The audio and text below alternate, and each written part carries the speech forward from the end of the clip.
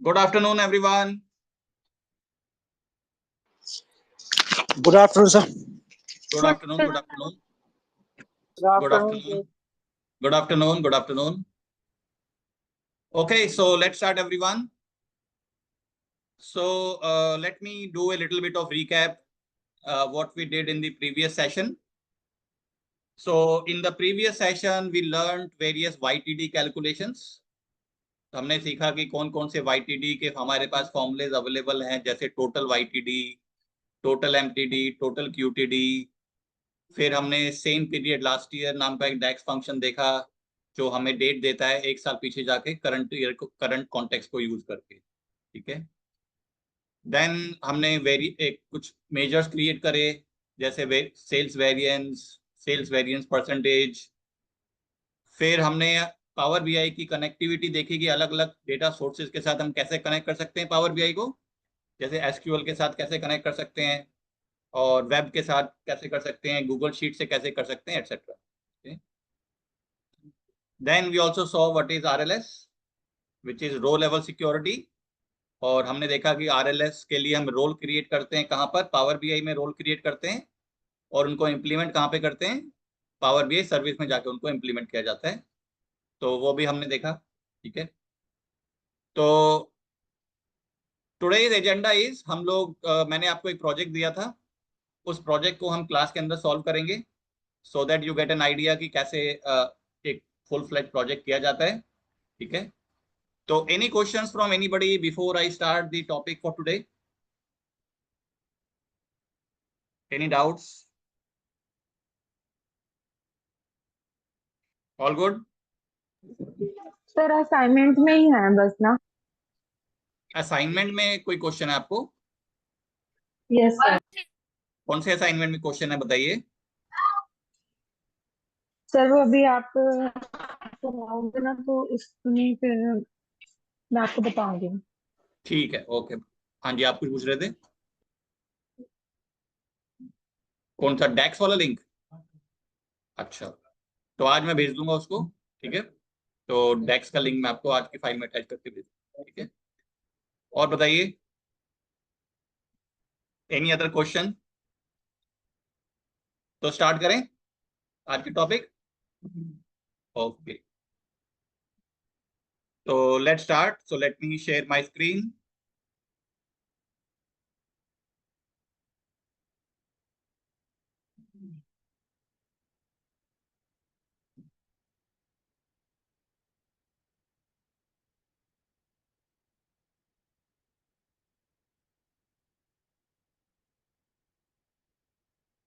तो ये हमारा प्रोजेक्ट था जिसका नाम था, हमें ट्रेनिंग एनालिसिस और कॉस्ट एनालिसिस करना था, जिसमें मैंने आपको 3 एक्सेल फाइल्स दी थी और उन 3 एक्सेल फाइल में 5 टेबल्स थी. ठीक है. तो सबसे पहला स्टेप क्या है, हम डेटा को लोड करते हैं. ठीक है. तो let me open a new power BI desktop file.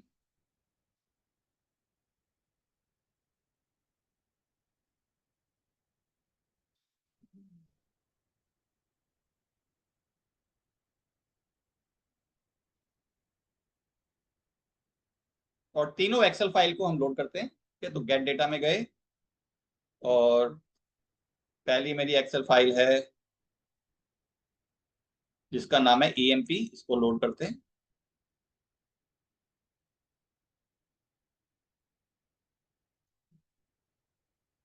And load.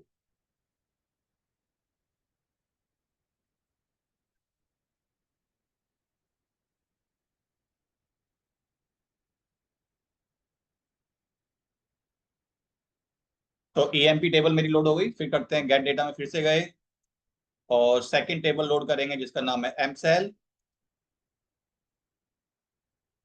जिसमें 2 शीट्स हैं, एक है डिपार्टमेंट और दूसरी सैलरी.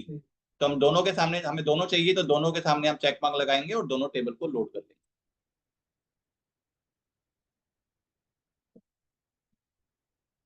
3 टेबल हो गई.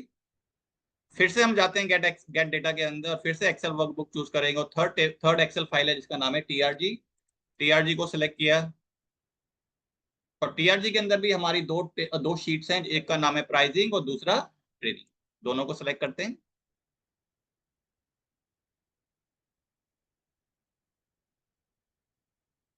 5 टेबल मेरी लोड हो गई, ठीक है।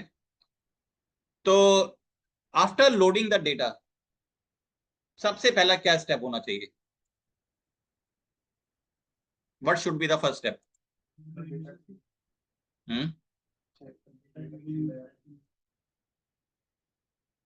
डेटा एनालिटिक्स के किसी भी प्रोजेक्ट में हम सबसे पहले डेटा को लोड करते हैं, ठीक है। डेटा आ गया हमारा, transformation of data sir, cleaning. Data transformation, very good. इसके बाद हम डेटा ट्रांसफॉर्मेशन करेंगे या डेटा क्लीनिंग करेंगे। तो डेटा क्लीनिंग के अंदर भी सबसे पहला काम क्या करना है? Headers, data types. तो मैंने आपको पहले भी बताया था, कब सबसे पहला काम आपको करना है, हर कॉलम का आपको डेटा टाइप वैलिडेट करना है कि क्या वो आपकी रिक्वायरमेंट को मीट करता है या नहीं करता। और डेटा टाइप के अंदर भी मैंने 3 चीजें आपको बताई थी जो आपको वैलिडेट करनी है। कौन कौन सी? तो first that is validate data type. दूसरी क्या चीज बताई थी मैंने? Format, very good. और तीसरी डेटा कैटेगरी। 3 चीजें आपको वैलिडेट करनी है और अपने हिसाब से, रिक्वायरमेंट के हिसाब से उनको चेंज करना है, ठीक है। चाहे ये करेक्ट भी होगा फिर भी आपको वैलिडेट करना है, ठीक है। तो कैसे वैलिडेट करते हैं? तो मैं रॉ टेबल व्यू में गया, तो सबसे पहले डिपार्टमेंट टेबल के पहले कॉलम पे क्लिक करते हैं, डिपार्टमेंट कोड। तो इसका डिपार्टमेंट क्या है? इसका डेटा टाइप क्या है? टेक्स्ट है, एब्सोल्युटली करेक्ट। डिपार्टमेंट का डेटा टाइप क्या है? कमिंग कमिंग कमिंग, टेक्स्ट है, वो भी करेक्ट है। हेड, हेड का डेटा टाइप क्या है? Whole number. अब देखो ये तो होल नंबर है, पर क्या हम इस कॉलम के ऊपर कोई भी कैलकुलेशन करने वाले हैं? ये तो हेड ऑफ द डिपार्टमेंट है, इंडिविजुअल्स हैं, ठीक है। और इसका डेटा टाइप होल नंबर है, पावर बीआई तो उसको नंबर समझ रहा है, लेकिन इसके ऊपर तो कोई एग्रीगेशन नहीं करना, कोई कैलकुलेशन नहीं करना। तो इसका आइडियल डेटा टाइप क्या होना चाहिए? टेक्स्ट। एक्सेलेंट, यही आपको करना है। तो इसका मेरी रिक्वायरमेंट के हिसाब से इसका डेटा टाइप होना चाहिए टेक्स्ट। अब ये हेड क्या हो गया? टेक्स्ट हो गया, ठीक है। ईएमपी टेबल में जाते हैं, ईआईडी होल नंबर है। अब देखो ईआईडी के ऊपर भी हमें कोई कैलकुलेशन करनी नहीं होती, ठीक है। तो इसका भी data type, better data type क्या होना चाहिए? टेक्स्ट। यस, उसका कैलकुलेशन, उसका टेक्स्ट रखना है, ठीक है। नेम का डेटा टाइप क्या होना चाहिए? टेक्स्ट होना चाहिए, एब्सोल्युटली करेक्ट, वो करेक्ट उसने डिटेक्ट किया है। एड्रेस का डेटा टाइप टेक्स्ट। फोन का डेटा टाइप होल नंबर भी रख सकते हो, टेक्स्ट भी रख सकते हो, क्योंकि फोन नंबर पे हम कभी भी कोई कैलकुलेशन नहीं करते, ठीक है। तो आपको होल नंबर भी कर सकते हो, टेक्स्ट भी कर सकते हो। तो मैं भी इसको टेक्स्ट कर देता हूँ, क्योंकि फोन नंबर पे मैं कभी सम नहीं करूंगा, उसका कभी एवरेज नहीं निकालूंगा। तो फोन नंबर को मैंने क्या कर दिया? टेक्स्ट कर दिया। ईमेल का डेटा टाइप, डीओबी का डेटा टाइप, डीओजी का डेट। तो बाकी सब ठीक है। प्राइसिंग पे आ जाते हैं। टॉपिक का डेटा टाइप, सर्टिफिकेट कॉस्ट का data type, whole number. But इसका डेटा टाइप, इस फॉर्मेट भी करेंसी होना चाहिए, क्योंकि करेंसी डेटा है तो इसका हम फॉर्मेट क्या कर देंगे? Currency, very good. तो डॉलर सिंबल ऐड कर दिया हमने। हाँ जी, ज्यादा हो गया कॉस्ट, रुपीज कर दूं? चलो रुपीज ढूंढ लेते हैं। आसामाइज कर देता हूँ, और रुपी सिंबल ही आ जाएगा अपने आप, ठीक है। इंडिया की कोई भी लैंग्वेज चूज करोगे तो रुपी सिंबल आ जाएगा, ठीक है। सैलरी में आ जाते हैं, EID, department code, designation, salary, फिर से फॉर्मेट इसका करेंसी, ओ सॉरी,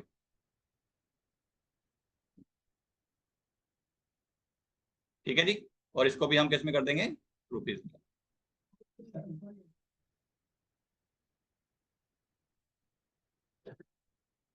अच्छा, EID, module, status, marks, column. तो डेटा टाइप वैलिडेशन हो गया। उसके बाद क्या करना है? तो उसके बाद आपको देखना है कोई कैलकुलेटेड कॉलम क्रिएट करना है या मेजर्स क्रिएट करने हैं, तो वो हम अपने हिसाब से करेंगे बाद में जब हमें रिक्वायरमेंट होगी। ठीक है, next step is data model. हाँ, नल वैल्यू भी चेक करते हैं। तो मान लीजिए कैसे नल वैल्यू चेक करेंगे, हम जाएंगे ट्रांसफॉर्म डेटा में और व्यू में जाएंगे। Under view we have this option called as column format. Okay, और ये हमें ध्यान रखना है कि ऑल डेटा सेट को यूज करना है। ठीक है, तो एम्प्टी कुछ नहीं दिख रहा मुझे एएमपी टेबल में। डिपार्टमेंट में भी मुझे कुछ नहीं दिख रहा, कोई एरर नहीं दिख रहा, कोई एम्प्टी नहीं दिख रहा। मोबाइल नंबर है इसके अंदर डिजिट का मतलब कुछ होएगा? नहीं नहीं, वो सिर्फ नल वैल्यू और एरर शो कर रहा है। ठीक है, अभी हमने उसके ऊपर वैलिडेशन को चेक नहीं लगाया। हाँ, लेकिन वो आपको थ्रू डेक्स के थ्रू लगाना है, राइट, फॉर्मूला का लगा। तो कोई एरर नहीं है, कोई एम्प्टी नहीं है, प्राइसिंग में कोई एरर नहीं है, कोई एम्प्टी नहीं है, और ट्रेनिंग में भी हमारा कोई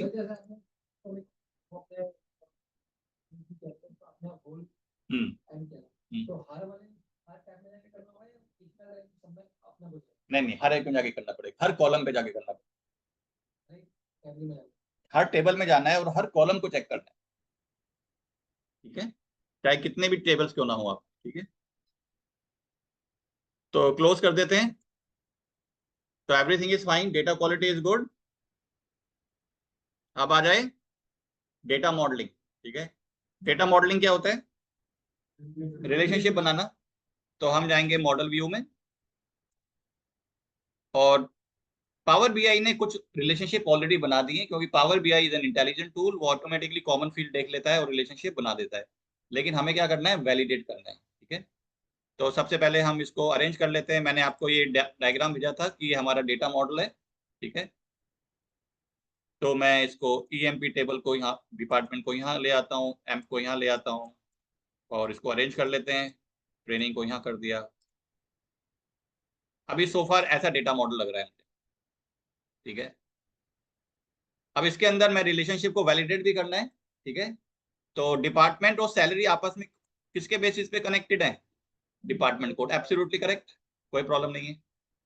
ईएमपी टेबल ईआईडी के बेस पे, और ट्रेनिंग और ईएमपी ईआईडी के बेस पे। लेकिन प्राइसिंग और ट्रेनिंग के बीच में वो रिलेशनशिप नहीं बना पाया। क्या क्या रीजन हो सकता है कि उसने रिलेशनशिप नहीं बनाया? कॉमन तो है। अगर मैं आपको टेबल दिखाऊं प्राइसिंग,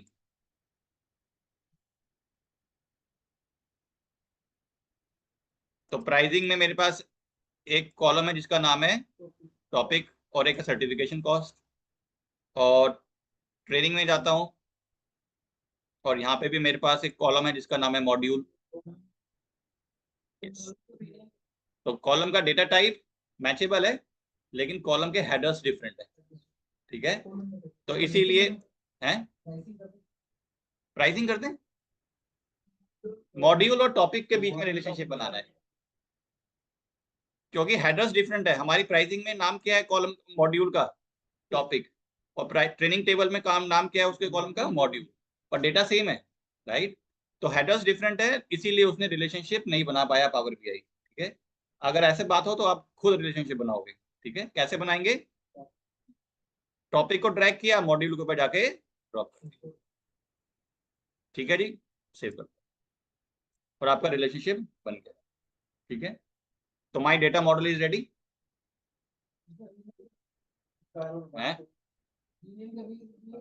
रीनेम करने की जरूरत नहीं है, क्योंकि आप हेडर्स ही तो डिफरेंट है, डेटा तो मैचेबल है, तो ऑटोमेटिकली। लेकिन उसके लिए फिर आपको डेटाबेस टेबल पावर बीआई को फिर से लोड करना पड़ेगा। ठीक है, हाँ जी, 1 to 1 और 1 to स्टार के बीच। Okay okay everyone, let's try to see इस कॉन्सेप्ट को हम क्या बोलते हैं, क्या वर्ड यूज करते हैं पावर बीआई में?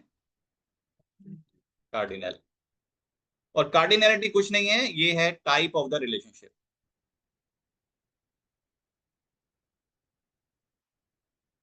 और हमारे पावर बीआई में इनफैक्ट किसी भी डेटाबेस के अंदर 3 तरीके की रिलेशनशिप्स होती हैं। ठीक है, कौन कौन सी होती हैं? 1 to 1, वन टू मेनी और many to many. One to one कब बनता है? जब दोनों टेबल में जिस कॉलम के बेसिस पे हम लिंक बना रहे हैं उनके अंदर यूनिक वैल्यूज होती है, there are no repeated values. ठीक है, तो वन टू वन क्यों बनता है? क्योंकि पहली टेबल की एक वैल्यू सेकंड टेबल की एक ही रो को रेफर करेगी, right? So every value will refer to only one value in the second table. That is the reason हमारा रिलेशनशिप बनेगा वन टू वन। नहीं, वैल्यूज पे डिपेंड करता है। ठीक है, यानी कि जो जिस कॉलम के बेस पे लिंक बना रहे हैं उसकी अंदर वैल्यूज कैसी हैं। तो लेट्स ट्राई टू सी।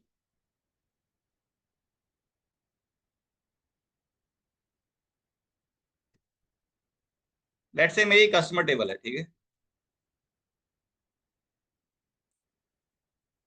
और ये मेरी सेल्स टेबल। यहाँ पे कस्टमर आईडी और नाम, और यहाँ पे भी कस्टमर आईडी और लेट्स से अमाउंट। अगर डेटा ऐसे है 1 2 3 और यहाँ पे भी 1 2 3, अमाउंट $100, 200, 300, और यहाँ पे मैं कर देता हूँ A B। अगर मैं कस्टमर टेबल और सेल्स टेबल के बीच में रिलेशनशिप बनाऊंगा तो कौन सा बनेगा? One to one. क्यों बनेगा वन टू वन? क्योंकि ये जो वन है ये सेल्स टेबल के एक ही वन को रेफर करेगा, करेक्ट?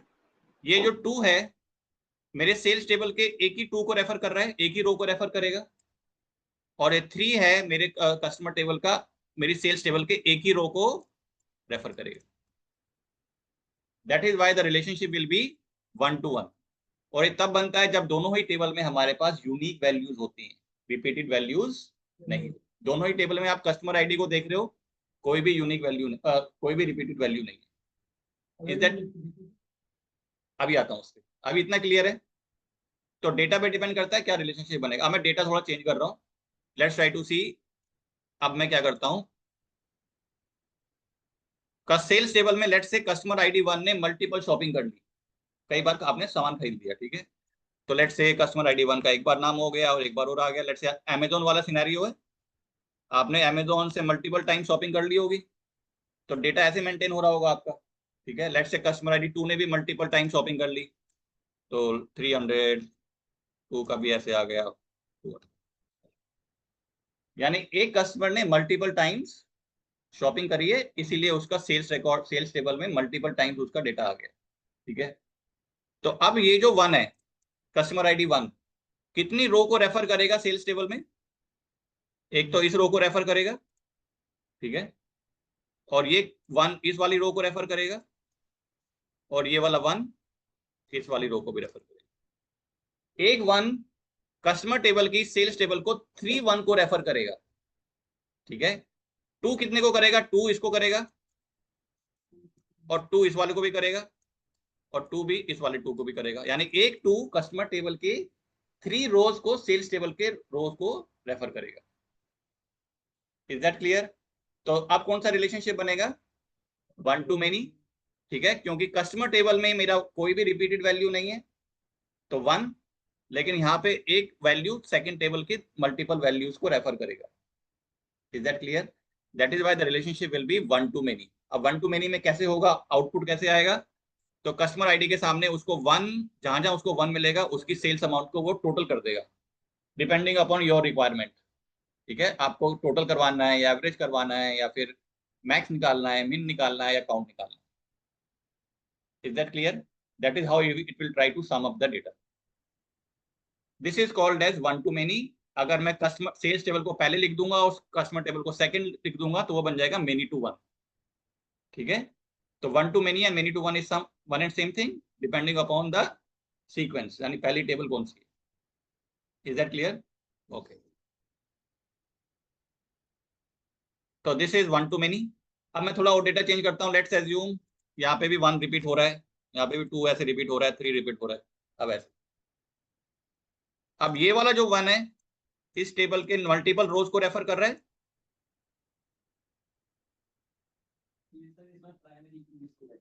अब ये प्राइमरी वाला कॉन्सेप्ट भूल जाओ, अगर सिचुएशन ऐसी आ जाती है ठीक है, कुछ टेबल्स ऐसी होती हैं, मान लीजिए multiple students are doing multiple courses, ठीक है, मल्टीपल कोर्सेज में सेम मल्टीपल स्टूडेंट भी हैं, ऐसी सिचुएशन आ जाती है जब ऐसे रिलेशनशिप बनते हैं। ठीक है, तो ये वाला वन, हाँ, होने के चांसेस होती है, एम्बिग्यूटी आ जाती है। ठीक है, जनरली ये रेकमेंडेड नहीं होता। ठीक है, तो अब मान लीजिए ये वाला वन कितने वन को रेफर कर रहा है, 3 को, और सिमिलरली सेल्स का ये जो वन है ये भी इस वन को रेफर करेगा और यहां से इस वाले वन को भी रेफर करेगा। तो दोनों साइड से, हाँ, ये वाला वन 3 को करेगा, ये वाला वन, हाँ हाँ, तो हाँ, ये भी 3 को करेगा। तो दोनों साइड से मल्टीपल रिलेशनशिप बन रहे हैं। ठीक है, तो इसीलिए इस टाइप के रिलेशनशिप को क्या बोलेंगे, मेनी टू मेनी। और मेनी टू मेनी कब बनता है, जब दोनों ही टेबल में जो आपका कॉलम है जिसके बेसिस पे रिलेशनशिप है उसके अंदर रिपीटेड वैल्यूज होती है। ठीक है, and this type of relationship is called as many to many. For data modelling perspective this kind of relationship is not recommended because it brings ambiguity. ठीक है, थोड़ी अनसर्टेनिटी आ रही है कैसे एग्रीगेशन हो रहा है, राइट, लेफ्ट से राइट में एग्रीगेशन होने के थोड़े से एम्बिग्यूटी आने की चांसेस होती है, अनसर्टेनिटी होने की चांसेस हैं, और उसको क्लैरिटी इतनी आती नहीं है कैसे एग्रीगेशन हो रहा है। तो अगर मैं आपसे पूछूं कि one to many is the most, is that clear, तो वो सबसे बेस्ट रिलेशनशिप होता है जो हम रेकमेंड करते हैं। आप क्लियर है टाइप ऑफ रिलेशनशिप्स? तो डेटा मॉडल हमारा रेडी है। ठीक है, अगले बात, उसके बाद क्या स्टेप है, डेटा मॉडलिंग के बाद थर्ड, उसके बाद क्या स्टेप होता है, पहले हो गया डेटा ट्रांसफॉर्मेशन, फिर डेटा मॉडलिंग, उसके बाद नेक्स्ट स्टेप डेटा विजुअलाइजेशन, इसके बाद हम बोलेंगे डेटा एनालिसिस। डेटा एनालिसिस,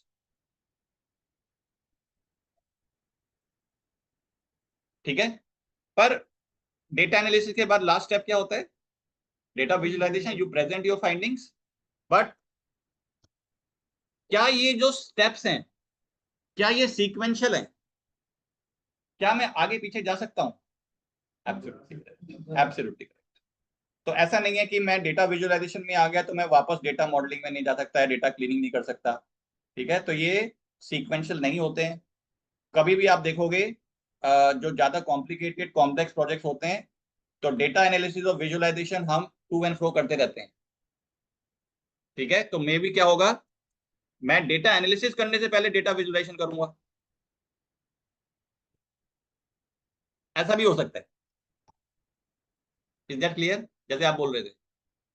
तो डेटा विजुअलाइजेशन करने से मुझे फायदा क्या हो रहा है, मुझे पता चल रहा है कि प्रॉब्लम्स क्या क्या है ना, तो मैं प्रॉब्लम फाइंड आउट करने के लिए भी डेटा विजुअलाइजेशन कर सकता हूँ, और फिर मैं डेटा एनालिसिस कर सकता हूँ, प्रॉब्लम आएगी तो फिर मैं डेटा क्लीनिंग कर सकता हूँ। ठीक है, और जब मेरा सारा डेटा ठीक हो जाए तब मैं डेटा एनालिसिस करूँ।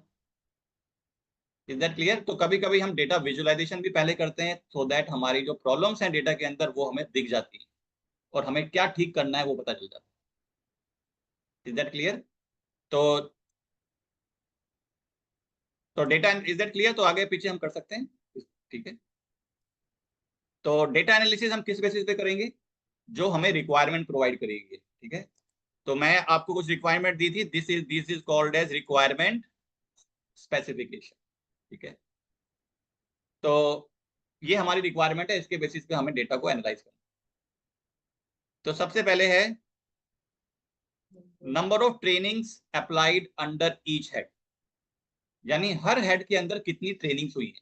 ठीक है, तो इसके लिए मैं चार्ट बनाता हूं क्योंकि स्ट्रेट फॉरवर्ड क्वेश्चन है। ठीक है, तो एक कॉलम चार्ट बना लेते हैं। और हेड कहां पे मिल जाएगा मुझे, डिपार्टमेंट टेबल में हेड है तो मैं यहाँ पे उसको एक्स पे डाल दिया। और ट्रेनिंग कहाँ मिल जाएगी, ट्रेनिंग टेबल में जाता हूँ और every EID is a training. ठीक है, तो इसका काउंट ले लूंगा तो मुझे क्या पता चल जाएगा कितनी ट्रेनिंग हुई है। तो EID को मैंने क्या कर दिया और मुझे काउंट ले लिया। ठीक है, और ये क्या बन गया मेरा, number of trainings bye head. इसका टाइटल चेंज कर देते हैं। टाइटल क्या होना चाहिए, नंबर ऑफ ट्रेनिंग्स बाय, और इसको हम सेंटर लाइन कर देते हैं, थोड़ा साइज इंक्रीज कर देते हैं, और इसको फॉन्ट को चेंज कर देते हैं, और टेक्स्ट कलर को भी कर देते हैं डार्क ब्लू, और डेटा लेबल्स भी इसके सामने जाके हम इफेक्ट में शैडो ऐड कर देते हैं, बॉर्डर्स भी शैडो का कलर मैं ब्लू कर देता हूँ, राउंडेड कॉर्नर्स, बैकग्राउंड कलर थोड़ा सा ये वाला कर देते हैं, डेटा लेबल्स ऐड कर देते हैं, डेटा लेबल्स का साइज थोड़ा इंक्रीज कर देते हैं, और इज दैट क्लियर? हाँ, तो यहाँ पे काउंट ऑफ ईआईडी आ रहा है, इसकी जगह कुछ लिख सकते हो आप, क्या बेटर वर्ड रहेगा? इसको मैं रीनेम कर देता हूँ, इसका नाम कर देता हूँ number of, is that clear? Control C करते हैं, कंट्रोल वी, इसकी कॉपी बना देते हैं। Number of trainings completed under each head. अब की बार सिर्फ मुझे वो देखना है कि हर हेड के अंदर ट्रेनिंग कंप्लीट कितनी हुई है, ठीक है?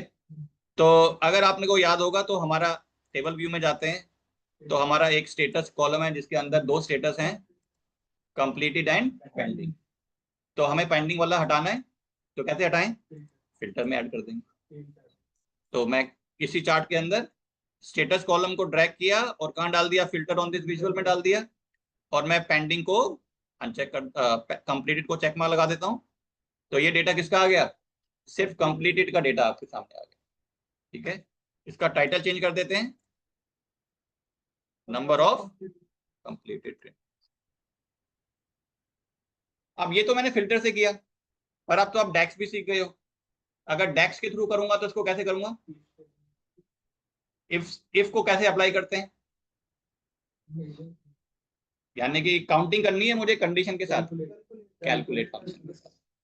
अगर एक्सेल होता तो आप काउंट इफ यूज करते, ठीक है? तो यहाँ हम क्या यूज करेंगे? कैलकुलेट फंक्शन, ठीक है?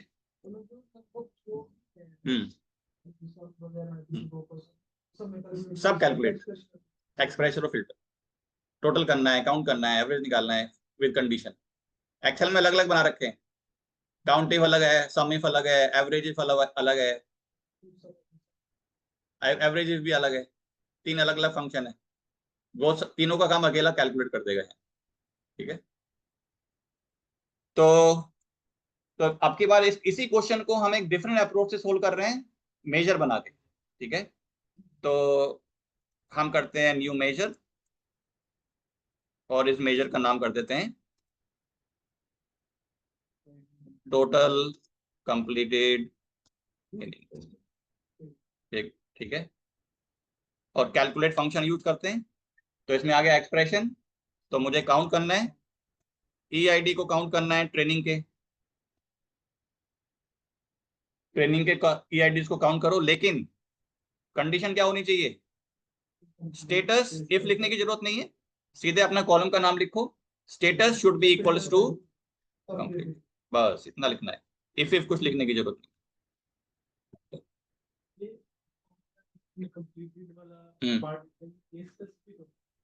हाँ, क्योंकि कॉलम का नाम है ना, तो कॉलम का नाम एग्जैक्टली वैसा ही होना चाहिए।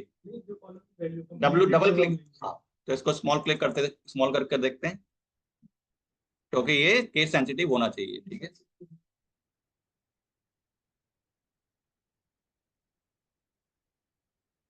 वैल्यू चेक करते हैं कितनी आई हमारी,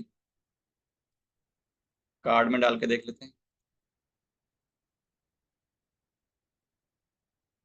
चल रहा है 108 आई है, ठीक है? और हम अब की बार फिर से इसको चेंज, अगर मैं यहाँ पे इसको कर दूं सी,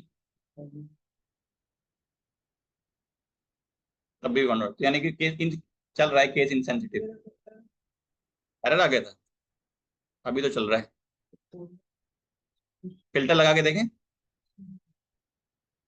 कितने आ रहे हैं, 108 ही आ रहे हैं, ठीक है? तो चल रहा है मुझे विदाउट इवन केस सेंसिटिव इसको भी। कभी अगर गलती हो जाए तो चल जाना। हाँ चल जाना, कर रहा है वो उसको। ठीक है, तो फिर से इस चार्ट को बना लेते हैं, अब की बार बार चार्ट के थ्रू शो कर लेते हैं। तो इसी की मैं कॉपी कर लेता हूँ, कंट्रोल सी, कंट्रोल वी, और इसमें हम आपकी बार इसको थोड़ा वैरायटी के लिए इसको हटा देता हूँ, और नंबर ऑफ ट्रेनिंग को हटा दिया, और एक्स एक्सिस पे अपना जो मेजर हमने बनाया है उसको ड्रैग करके सेम वैल्यूज आ रही, 104 के बाद 27, फिल्टर के थ्रू किया तब भी सेम वैल्यूज आ रही। इधर क्लियर? तो मैंने तो दोनों अप्रोच से आपको करके दिखा दिया कि कैसे करना है। ठीक है,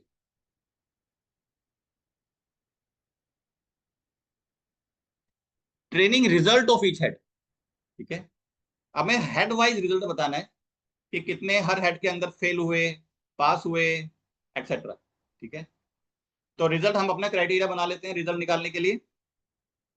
तो ट्रेनिंग टेबल में जाते हैं, तो ट्रेनिंग टेबल में मेरे पास मार्क्स है। ठीक है, अभी मार्क्स जहां पे भी पेंडिंग है वहां पे तो मार्क्स का कोई सेंस बनता नहीं है, क्योंकि उनकी ट्रेनिंग चली रही है। तो मैं पहले उसको एक्सक्लूड करूंगा, तो मैं एक नया कॉलम बनाता हूँ, calculated column, new calculated column, और इसका मैं नाम रख देता हूँ फाइनल मार्क्स। ठीक है, और मैं लिखता हूँ if status is equal to completed. कौन सा वाला?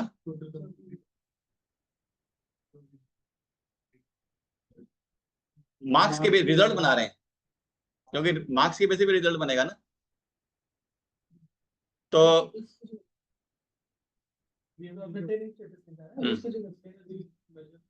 अभी बताता हूँ रीजन। तो मैंने कहा कि अगर ट्रेनिंग का स्टेटस कंप्लीटेड है तो आंसर आ जाए मार्क्स, यानी मार्क्स कॉलम के अंदर जो वैल्यू है वो आ जाए। ठीक है, और अदरवाइज 0 आ जाए।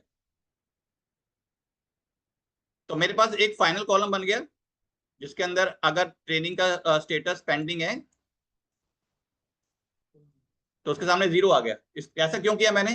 ताकि मैं इन केसेस को डिफरेंशिएट कर सकूं, एक्सक्लूड कर सकूं। ठीक है, और बाकी अगर स्टेटस कंप्लीटेड है तो एक्चुअल मार्क्स आ गए, यानी मार्क्स कॉलम से वो वैल्यू आ गई। ठीक है, अब मैं इस कॉलम को यूज, फाइनल मार्क्स कॉलम को यूज करके क्या बनाऊंगा? अपना रिजल्ट बनाऊंगा। ठीक है, तो रिजल्ट मार्क्स के बेस पे ही बनेगा। तो न्यू कॉलम, तो रिजल्ट का क्राइटेरिया मैंने अपने हिसाब से बना लिया। मान लीजिए अगर मार्क्स 85 से ऊपर है तो मैं कह रहा हूं यू आर कॉम्पिटेंट। ठीक है, या बोल सकते हैं पास। ठीक है, अगर आपके मार्क्स 85 से लेस हैं तो हम बोल रहे हैं रीअपियर, फेल नहीं बोल रहे, आपको दोबारा एग्जाम देना है। ठीक है, ये मैंने पर अपना क्राइटेरिया आप अपने हिसाब से बना सकते हो, क्योंकि जैसा आपको ठीक लगे। तो फिर 85 मार्क्स से ऊपर पास, 85 से लेस रीअपियर, और 0 तो नॉट एप्लीकेबल। ठीक है, क्योंकि वहाँ पे इसीलिए हम अपना क्राइटेरिया स्पेसिफाई। तो मैं आपकी बार इसका नाम बना देता हूँ result. If final marks is greater than equals to 85, तो क्या रिजल्ट होना चाहिए?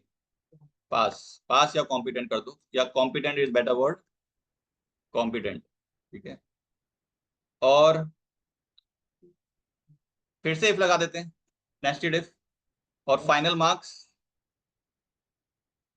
इज एग्जैक्टली 0 तो नॉट एप्लीकेबल, अदरवाइज रीअपियर कर दें, 2 बार ब्रैकेट बंद किया, एंटर। तो आपका रिजल्ट बन गया। तो जैसे इसके मार्क्स 92 है तो इसके सामने क्या आ गया? कॉम्पिटेंट, और 76 के सामने आ गया रीअपियर, और जहां जहां 0 है वहां आ गया एनए। ठीक है, आप एनए की जगह कुछ और भी लिख सकते हो, जैसे या फिर इन प्रोग्रेस या समथिंग इस टाइप से लिख सकते हैं, पेंडिंग, ऐसे कुछ भी लिख सकते हो। Result is ready. अब हमें क्या करना है? विजुअलाइज करना है। ठीक है, तो विजुअलाइज कर लेते हैं। तो मैं इसी चार्ट की कॉपी कर लेता हूँ, कंट्रोल सी, कंट्रोल वी। तो इस चार्ट को दिखाने के लिए, इसके लिए कौन सा चार्ट सूटेबल रहेगा? क्वेश्चन दिखा देता हूं आपको। Training result of each head. Her head के अंदर मुझे बताना है पास कितने हैं, रीअपियर कितने हैं, एनए कितने हैं। Absolutely correct. Stacked column chart या clustered column chart will be the ideal type for this question. ठीक है, क्योंकि मुझे ब्रेकअप दिखाना है ना, तो इसको मैं कन्वर्ट कर देता हूँ स्टैक में। ठीक है, और y पे आ जाएगा मेरा काउंट ऑफ EID, ये टोटल ट्रेनिंग्स हैं, और जो मैंने रिजल्ट बनाया उसको मैं लेजेंड में डाल देता हूँ। लेजेंड क्या करता है, डिवाइड करता है, तो लेजेंड में डाल दिया। Every bar has been divided into 3 parts. ठीक है, तो जो ब्लू कलर है वो है competent, dark blue not applicable, और रीअपियर ऑरेंज कलर। तो हर हेड के अंदर मुझे रिजल्ट मिल गया कि कैसा रिजल्ट चला है। अब इसका कॉलम का, इस चार्ट का टाइटल चेंज कर देते हैं। टाइटल शुड बी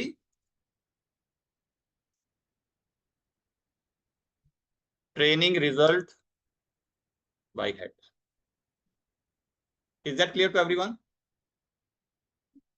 ओके, अब मैं इस पेज की डुप्लीकेट क्रिएट कर देता हूँ। ओके ओके, और ये सारे चार्ट में डिलीट कर देता हूँ। तो अगला question, number of company sponsored trainings under each head. अब मुझे सिर्फ ये बताना है कि कितने कंपनी स्पॉन्सर्ड कैंडिडेट ट्रेनिंग्स हुई हैं। अब कंपनी स्पॉन्सर्ड का मैंने क्राइटेरिया ब्रैकेट में लिखा हुआ है क्या, अगर आपके मार्क्स बहुत अच्छे हैं, मतलब 95 से ऊपर है, तो आपकी ट्रेनिंग को कौन स्पॉन्सर करेगा, कंपनी स्पॉन्सर करेगी, आप खुद खर्चा उठाने की जरूरत नहीं। और अगर 95 से लेस है आपके मार्क्स, तो आपको सेल्फ स्पॉन्सर्ड, आपको खुद खर्चा उठाना है अपनी ट्रेनिंग में।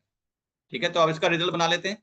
ठीक है, तो अब हम आते हैं फिर से अपने टेबल व्यू में, और फिर से एक न्यू कॉलम बना देते हैं, और मैं यहाँ पे डाल देता हूँ company sponsored question mark, company sponsored हो या नहीं हो। ठीक है, और फिर से इफ लिख देते हैं, if final marks is greater than equals to 95 company sponsored, yes और नो भी लिख सकते हो आप, company sponsored else self sponsored. Close the bracket. तो स्टेटस आ गया सेल्फ स्पॉन्सर्ड, कंपनी स्पॉन्सर्ड। ठीक है, अब यहाँ पे हम क्या करते हैं, हेड को हटाया, नंबर ऑफ ट्रेनिंग यहाँ आ गई, और मुझे जो मैंने रिजल्ट बनाया था कंपनी स्पॉन्सर्ड वाले को डाल देता हूँ, फिल्टर ऑन दिस विजुअल। ठीक है, और चेक मार्क लगा दूंगा किसके सामने, तो एक कंपनी स्पॉन्सर्ड आ गए, बाकी सारे मैंने एक्सक्लूड कर दिए। ठीक है,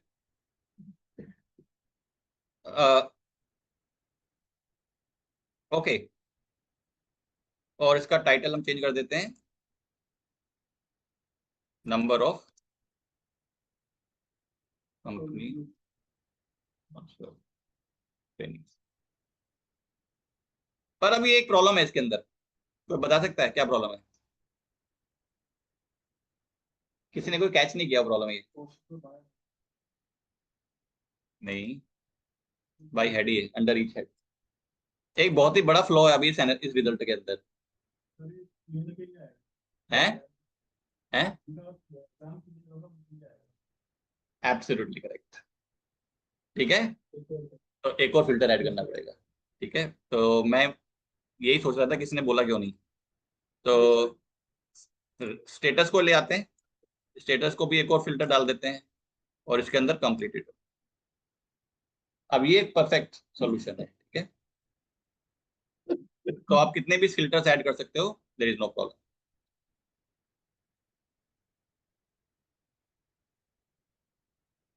training applied for each module, मतलब हर मॉड्यूल की कितनी ट्रेनिंग हुई है, पावर बीआई की कितनी ट्रेनिंग हुई है, टैबलू की कितनी हुई है, सीक्वल की कितनी हुई है, वो मुझे देखना है। तो कौन सा चार्ट सही रहेगा इसके लिए? कोई भी थोड़ा सिंपल क्वेश्चन है तो पाई चार्ट भी यूज कर लेते हैं, आपकी बार पाई बना लेते हैं क्योंकि बनाया नहीं है हमने। तो आपकी बार मैं इसको कंट्रोल-C, कंट्रोल-V, और इसको मैं चेंज कर देता हूँ, सारे फिल्टर हटा देता हूँ, और इसको मैं कन्वर्ट कर देता हूँ पाई में। ओके, और मॉड्यूल देखना है हमें, module into legend and count of EID into values. तो सबसे ज्यादा ट्रेनिंग किसकी हुई है? पावर बीआई की 28% पावर बीआई की हुई है, और सेकंड हाईएस्ट टैबल्यू 26.8 और सीक्वल ऑल्सो 26.8। ठीक है, और सैस की सबसे कम हुई। ठीक है,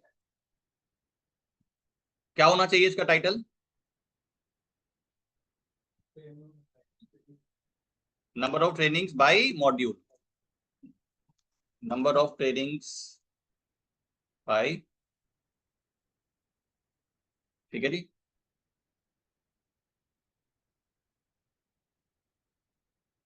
percentage of self and company sponsored training. मुझे डिस्ट्रीब्यूशन देखना है परसेंटेज में, फिर से पाई या डोनट? आपके पास डोनट बना लेते हैं, कंट्रोल सी कंट्रोल वी, और इसको मैं कन्वर्ट कर देता हूं डोनट में। और हमें क्या देखना था? तो हमने जो नया कैलकुलेटेड कॉलम बनाया था उसको डाल देंगे लेजेंड में। ठीक है, और वैल्यूज में डाल देंगे काउंट ऑफ ईआईडी को। ठीक है, तो कंपनी स्पॉन्सर्ड कितनी है? 11% कंपनी स्पॉन्सर्ड है, और सेल्फ स्पॉन्सर्ड है 88%। ठीक है, लेकिन पेंडिंग वाले हटाने। ठीक है, तो स्टेटस को डाल देंगे और इसमें सिर्फ कंप्लीटेड। ठीक है जी, तो इसका टाइटल क्या होना चाहिए?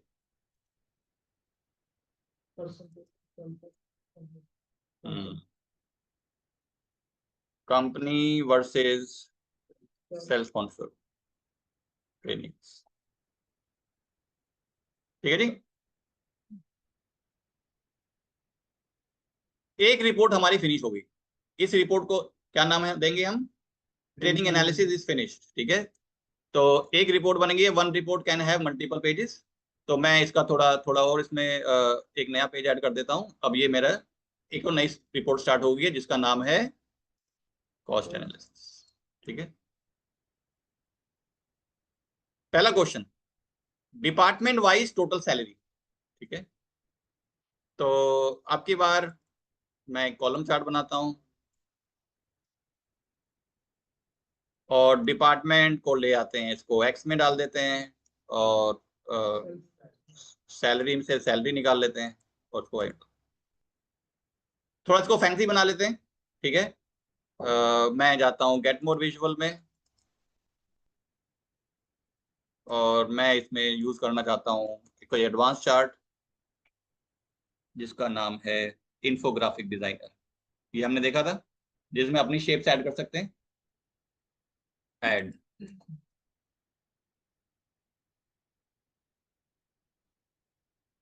And here is your infographic designer. Advance chart मैंने इंपोर्ट कर लिया, और इस चार्ट को मैं कन्वर्ट कर दूंगा एडवांस चार्ट। एडिट मार्क पे क्लिक किया और पुरानी शेप को डिलीट कर दिया। इंसर्ट शेप में मैं कोई मनी की रिलेटेड चूज कर लेता हूँ, सैलरी है तो मैं ये कर लेता हूँ, ये वाला मनी बैग। अब ये चार्ट ऐसा लग रहा है। तो सबसे ज्यादा सैलरी हम कहाँ पे कर रहे हैं? ऑपरेशन में, सबसे कम आईटी में। तो ये मैंने अपना इन्फोग्राफिक्स यूज किया है, और इसका चार्ट का टाइटल कर देते हैं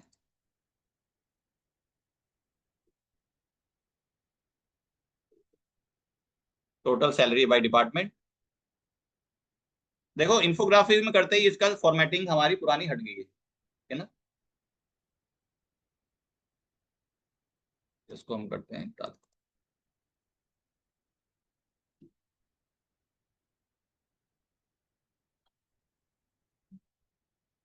क्या मैं यहाँ से कॉपी कर सकता हूँ फॉर्मेट?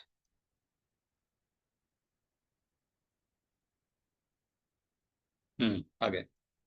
ठीक है जी, तो ये हमारा इन्फोग्राफिक यूज करके बन गया, तो आपका एडवांस चार्ट भी एक तरीके से रिवाइज हो गया। ठीक है,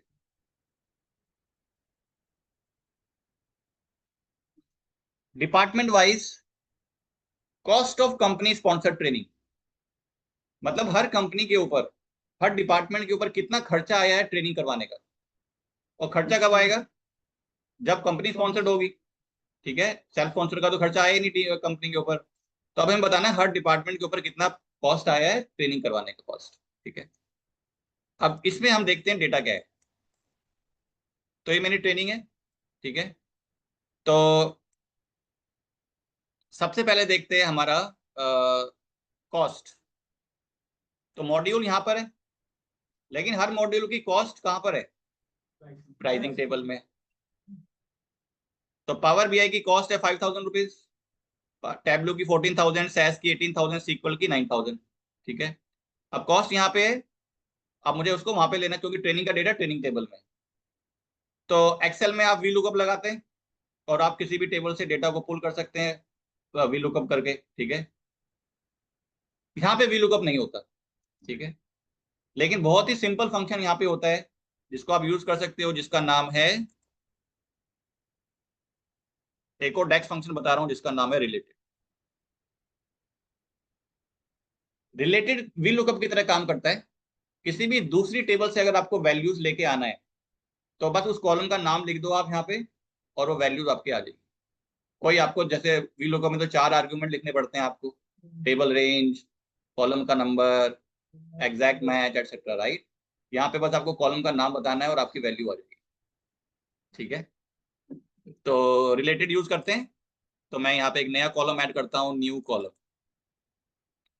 और इस कॉलम का नाम मैं कर देता हूँ कॉस्ट। कॉस्ट मतलब कितनी हट पावर यूआई के सामने पावर बीआई की कॉस्ट आनी चाहिए, टैबलू के सामने टैबलू की कॉस्ट आनी, और कॉस्ट कहाँ से आनी चाहिए? Pricing table. तो मैं यहाँ पे फंक्शन यूज करूंगा रिलेटेड, और रिलेटेड के बारे में आप पढ़ सकते हो, रिटर्न से related value from another table, जो वी लुकअप का काम होता है। ठीक है, तो यहाँ पे मुझे कहाँ से लेके आना है? प्राइसिंग से सर्टिफिकेशन कॉस्ट लेके आना है। बस इतना देना है आपको, कॉलम का नाम, क्लोज द ब्रैकेट, एंटर। आगे वैल्यू, तो पावर बीआई के सामने क्या आ गया? 5,000। टैबलू के सामने 14। कहाँ से लेके आए वैल्यू? ये प्राइसिंग टेबल। यस यस, और इसका फॉर्मेट चेंज कर देते हैं। फॉर्मेट क्या होना चाहिए? और डॉलर सिंबल ऐड होना चाहिए, इस जगह हम कर देते हैं। Is that clear? तो अब मुझे हर ट्रेनिंग के सामने कॉस्ट आ गई। अब मैं visualisation,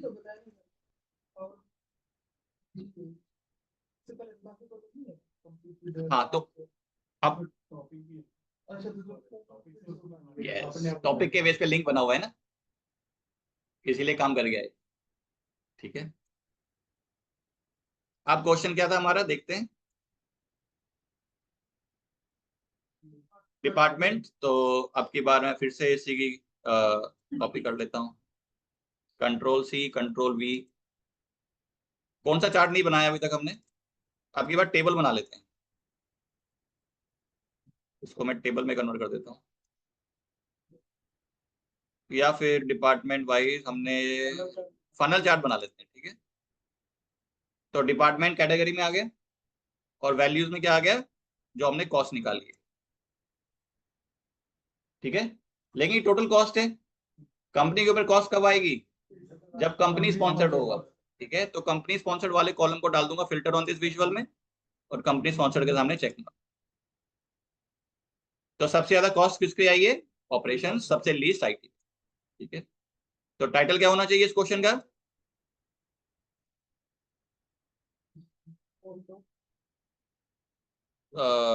total cost of trainings by department. ठीक है, टोटल कॉस्ट ऑफ, हाँ कॉस्ट तो जब कंपनी वाली होगी तो ठीक है। Is that clear? Control C control V, अब नीचे ले आते हैं। Bifurcation of company and self sponsored training under each module. Simple question है, तो कौन सा चार्ट बनेगा? बाइफर्केशन, जहां भी वर्ड आ जाए,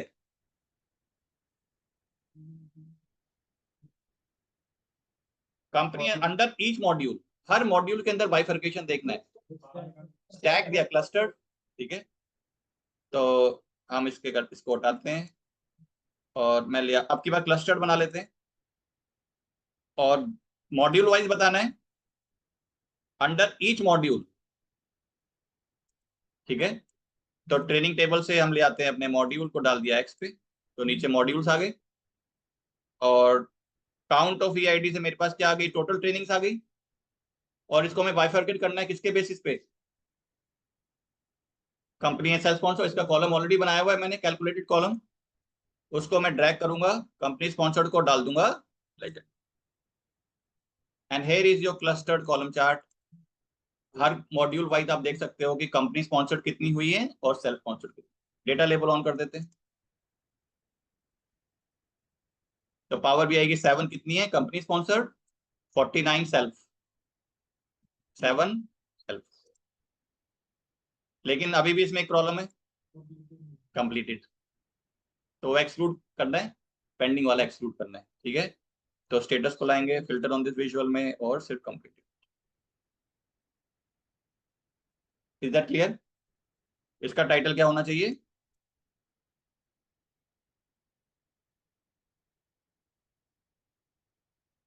company versus self bye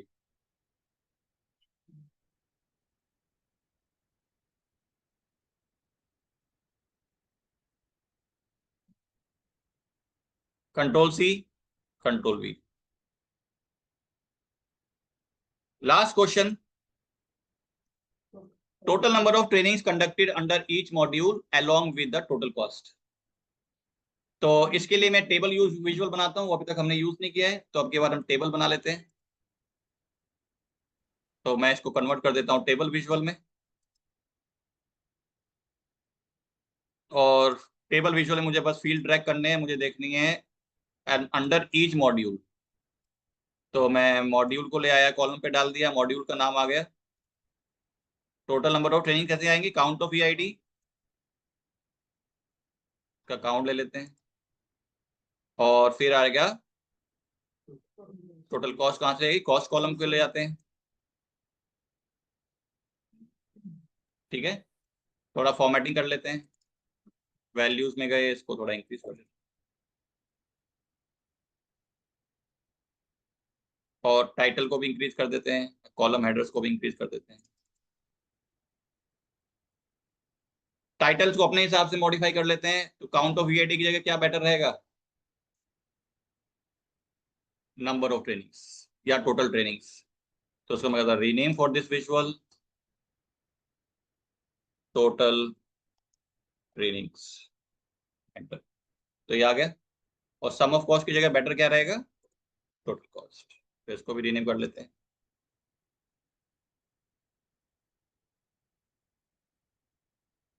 is that clear? Question सारे सॉल्व हो गए, अब थोड़ा प्रेजेंटेशन में थोड़ा टाइम स्पेंड कर लेते हैं। तो सबसे पहले मैं पेज 1 पे जाता हूँ, इस पेज 1 को रीनेम कर लेते हैं। स्लाइसर की जरूरत क्या है,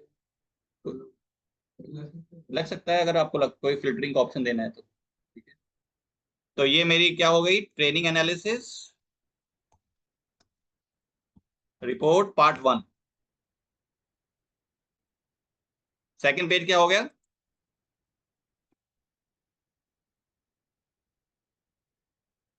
training analysis part 2।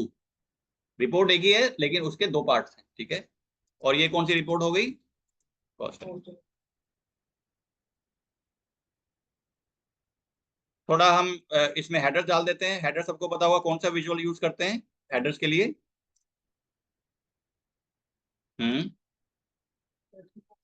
Text box, absolutely correct, absolutely correct. तो मैं इसमें स्पेस बनाता हूँ, और मैं टेक्स्ट बॉक्स ऐड कर देता हूँ, टेक्स्ट बॉक्स, इसको हम ऊपर रख देते हैं,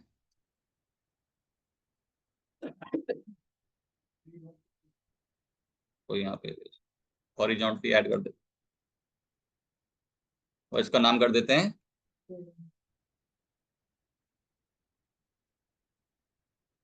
पार्ट 1, और सेंटर लाइन इसका थोड़ा साइज इंक्रीज कर देते हैं, टेक्स्ट इसका कर देते हैं बोल्ड, कलर इसका कर देता हूँ डार्क ब्लू, और इसका हम इफेक्ट भी ऐड कर देते हैं, border on, shadow on, background colour कर देते हैं लाइट ब्लू, विजुअल ऑर्डर में राउंडेड कॉर्नर्स, शैडो में इसका कर देते हैं। ठीक है जी। तो इस तरह से मैंने हेडिंग दे दी अपनी रिपोर्ट की। इसी को मैं कॉपी कर लेता हूँ, Ctrl+C।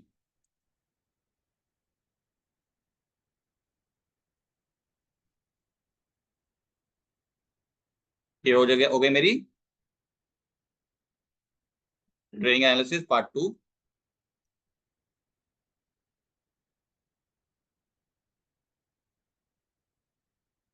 और इसको भी थोड़ा स्पेस कर लेते हैं। ये क्या हो गया? पर्सनल।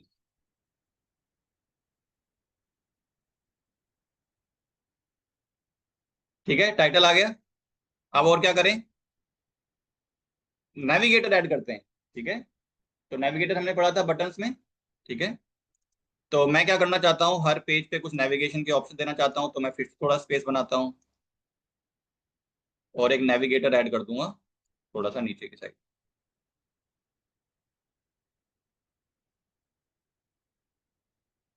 ठीक है, तो मैं जाऊंगा insert, buttons, navigator, page navigator, इसको मैं नीचे डाल देता हूँ।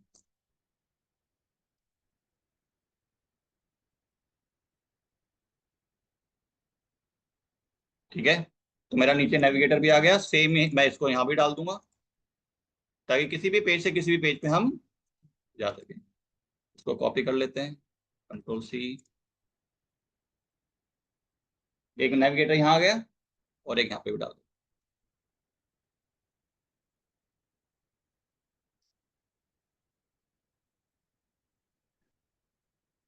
ठीक है, नेविगेटर यहाँ पे आ गया। तो इस टाइप से अब फायदा क्या होगा, मान लीजिए मैं ट्रेनिंग एनालिसिस में हूँ, डायरेक्टली मुझे कॉस्ट एनालिसिस पे जाना है, कॉस्ट एनालिसिस पे क्लिक किया, कॉस्ट एनालिसिस पे आ गया। कॉस्ट एनालिसिस से मुझे ट्रेनिंग एनालिसिस 2 पे जाना है, यहाँ पे क्लिक किया, ट्रेनिंग एनालिसिस। किसी भी पेज से किसी भी पेज पे मैं जाके नेविगेट कर सकता हूँ। हाँ, पावर बीआई डेस्कटॉप में Ctrl+क्लिक, लेकिन अगर ये power BI desktop, power BI service में पब्लिश कर दूंगा तो simple click will work. Is that clear? Page navigator. And तो ये हमारा प्रोजेक्ट है अरे नेविगेटर का ऑप्शन कहाँ से लाया था? ये आपको जाओगे इंसर्ट मेन्यू में, इंसर्ट में बटन्स, बटन्स में navigator, under navigator we have this option called as page navigator. ठीक है, तो आज हमने इस प्रोजेक्ट के थ्रू पूरा मॉड्यूल रिवाइज कर लिया। ठीक है, हमने डेटा क्लीनिंग भी करी, हमने डेटा मॉडलिंग भी करी, हमने कैलकुलेटेड कॉलम्स भी बनाए, कैलकुलेटेड मेजर्स भी बनाए, हमने डेटा विजुअलाइजेशन भी किया, हमने बटन्स भी ऐड किए, टेक्स्ट बॉक्स भी ऐड किया। तो इस तरह से आपको एक पूरा मॉड्यूल इसके अंदर, यानी कि जो भी आपने सीखा है सारा एक जगह आपको यूज करना है व्हेन डूइंग द प्रोजेक्ट। ठीक है, any questions, any Sir, doubt from sir, anyone? yeah, sir. मेरे पास I do have a corporate license of Power BI, and मैं ये जो more visuals है, I want to try these more, right? I have access to all the graphs, right? Paid version of it. But मैं इसको learn कैसे करूँ? इन अगर मुझे समझना हो इन सारे, क्योंकि बहुत सारे हैं और मुझे समझना हो कौन से कैसे यूज करें, तो कैसे करूँ मैं इसको? देखो, उसके लिए सारे तो कोई नहीं सीख सकता। ठीक है, हम्म, अभी जैसे फॉर एग्जांपल आपको बस उसको ओपन करना है। मान लीजिए देखो चिकलेट स्लाइसर, इसको आप देखते हैं, ओपन करते हैं, आपको इसको हिट एंड ट्रायल के थ्रू सीख सकते हो। ठीक है, तो okay, so इसके there लिए is, कोई, हाँ, क्योंकि कोई इंस्ट्रक्शन नहीं है, अच्छा, आपको इसको ऐड करना है। क्या अब ये चिकलेट स्लाइसर मेरे लिए भी नया है, अब मैं इसके okay, बारे में पढ़ूंगा, डिस्प्ले इमेज और text button that act as canvas. ठीक है, कोई इसके बारे में कुछ कहीं से मुझे कोई इन्फॉर्मेशन नहीं है, बस मैं क्या करूंगा, सैंपल इंस्ट्रक्शन पे क्लिक करते हैं, इसमें देखते हैं कुछ आता है, क्योंकि मैंने भी जो सीखा हिट एंड ट्रायल करके सीखा है, क्योंकि ये सारे सारे एडवांस चार्ट्स हैं। ठीक है, तो आपको उसको यूज ऐड करना है और उसके अंदर हिसाब से देखना है क्या क्या फील्ड्स हैं। तो ये आ गया आपका। क्या किसी भी एडवांस चार्ट का डॉक्यूमेंटेशन कहीं अवेलेबल है? मुझे तो नहीं दिख रहा। ठीक है सर। ठीक है, ये ठीक है। तो let's try to add chiclet slicer, देखते हैं क्या करता है। एक तो नाम से पता चल रहा है ये क्या स्लाइसर है ना, ये चिकलेट स्लाइसर ऐड होगा। देखते हैं इसको कैसे यूज करते हैं। ऐड करा मैंने। अब इसके अंदर क्या ऑप्शंस आ रहे हैं, कैटेगरी, और कैटेगरी में ऑब्वियसली कोई क्वालिटेटिव डेटा आएगा, तो मैं इसमें डाल देता हूँ लेट्स से क्वालिटेटिव डेटा क्या है मेरे पास, मॉड्यूल। बटन बन के आ रहे हैं, पावर बीआई SQL टैबलू के बटन बन के आ गए। ठीक है, और वैल्यूज में मैं डाल देता हूँ काउंट ऑफ EID डाल देता हूँ।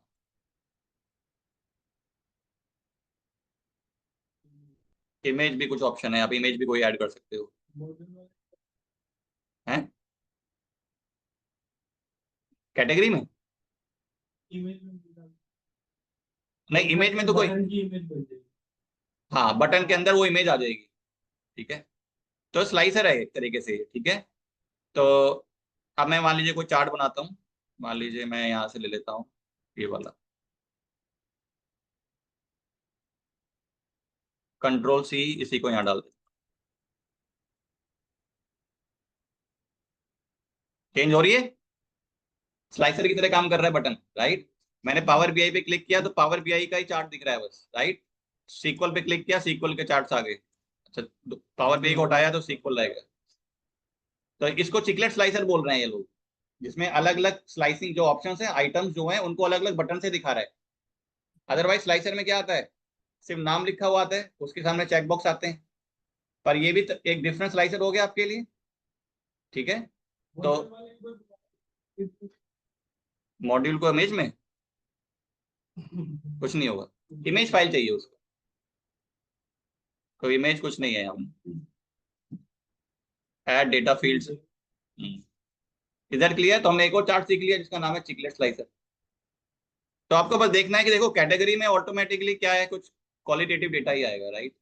तो इस तरह से आपको एडवांस चार्ट को एक्सप्लोर कर सकते हो। ठीक है जी, और बताइए, any other question from anyone.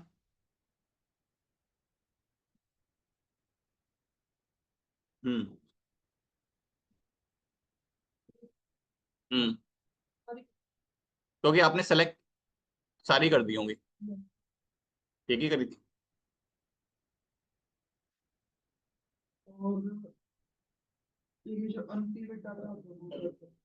Unpivot होता है, जैसे पिवट टेबल्स हम बनाते हैं एक्सेल के अंदर, तो एक्सेल के अंदर पिवट का पर्पस क्या होता है, समराइज करना। लेकिन summarize data is not suitable for data visualization, is that clear. तो हमें उसको अनपिवट करना पड़ेगा ताकि वो हमें कॉलम फॉर्मेट में डेटा आ जाए और हम उसको विजुअलाइज कर सकें। मैंने करके दिखाया था, शायद आपको करके दिखाऊं फिर से। Let me show you. समझ नहीं आया, चलो ओपन करते हैं। तो मैं एक डेटा दिखाता हूँ जहां मैंने पिवट बनाया हुआ है। ठीक है,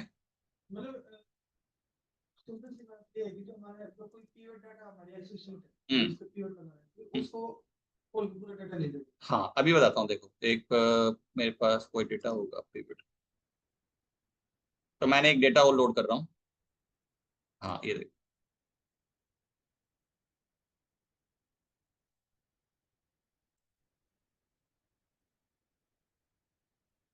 ओके, और हम जाते हैं। हाँ, हम्म सब ट्रांसफॉर्म में जाने की जरूरत नहीं है क्योंकि भाई से पहले आपको दिखा देता हूँ डेटा। ये डेटा है मेरे पास, एक कॉलम में क्या है, स्टेट है, और एक कॉलम में सिर्फ फर्नीचर का सेल्स का डेटा है, एक सेपरेट कॉलम में ऑफिस सप्लाईज का डेटा है, एक सेपरेट कॉलम में टेक्नोलॉजी का। तो पिवट टेबल बनाई हुई है। एक्सेल में ऐसे ही बनाते हैं ना, कॉलम में डाल देते हैं कॉलम वाला फील्ड, रोज में डाल देते हैं जो रोज में चाहिए। तो अगर मुझे कोई चार्ट बनाना है, मुझे बताना है सेल्स बाय कैटेगरी। कम कम,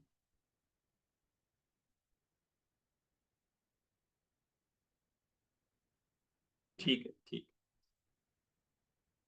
तो कहने का मतलब है कि अगर मैं एक चार्ट बनाना चाहूं जिसमें सेल्स बाय कैटेगरी शो करना चाहूं, तो क्या इस फॉर्मेट को यूज करके बना सकता हूं चार्ट, क्योंकि मुझे कैटेगरीज एक ही कॉलम में चाहिए,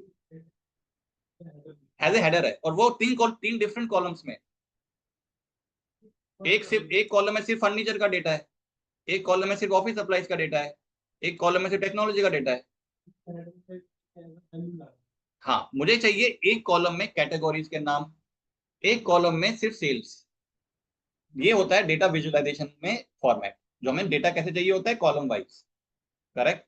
और यही हम एसक्यूएल में भी आपको सिखाते हैं कि हमें डेटा कैसे चाहिए कॉलम वाइज, जिसके लिए आप जिसको यूज करके आप डेटा एनालिसिस कर सकते हैं, ठीक है। पर एक्सेल में आपको क्या सिखाया जाता है, पिवट बनाओ, क्योंकि वो समराइज करने का तरीका है। डेवलपमेंट के लिए वो डेटा सुटेबल नहीं है। तो आप क्या करोगे, इसको स्टेट तो मेरे पास करेक्ट है, कॉलम वाइज है, फर्नीचर को मैंने सेलेक्ट किया। अच्छा, मैं अनपिवट करने का भी डायरेक्ट ऑप्शन हमारे पास है, ट्रांसफॉर्म डेटा में गए और मैं किन जो मुझे अनपिवट करने हैं उसको सेलेक्ट करना है सिर्फ मुझे। तो स्टेट को मुझे कुछ करने की जरूरत नहीं है, तो इसको किया, इसको किया और इसको किया, कंट्रोल प्रेस करके राइट, और जाएंगे हम ट्रांसफॉर्म के अंदर, और मेरे पास एक ऑप्शन है जिसका नाम है अनपिवट कॉलम, और इसके अंदर मैं कह रहा हूं अनपिवट ओनली सेलेक्टेड कॉलम्स। अब आपके सारे देखो कैटेगरीज एक ही कॉलम के अंदर आ गए और सेल्स एक ही कॉलम के अंदर आ गए। अब इस कॉलम का नाम क्या होना चाहिए, हाँ, स्टेट भी 3 में स्प्लिट हो गई, ठीक है, कैटेगरी और ये क्या हो गया, सेल्स। अब ऐसे डेटा मुझे चाहिए कॉलम वाइज, जैसा मुझे चाहिए था डेटा विजुअलाइजेशन के लिए, डेटा एनालिसिस के लिए। अब मैं कर सकता हूं। Is that clear? This is called as unpivoting the data, ठीक है। और बताइए। अच्छा, अटेंडेंस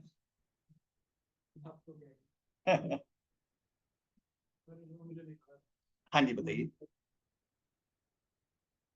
हम्म,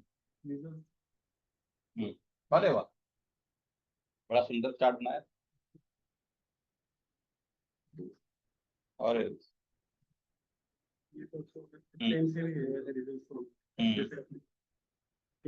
इसका 501 में आ गए थे, मैंने इसके टाइटल में ही क्वेश्चन डाल दिया इसलिए। बहुत बढ़िया।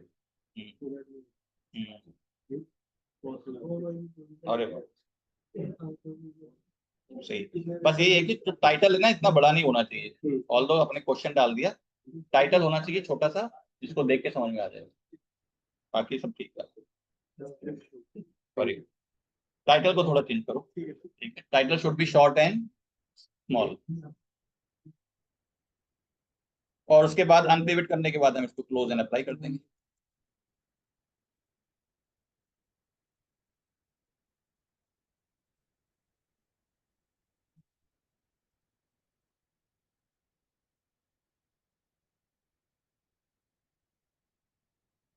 ठीक है जी। Any other question, any other doubt?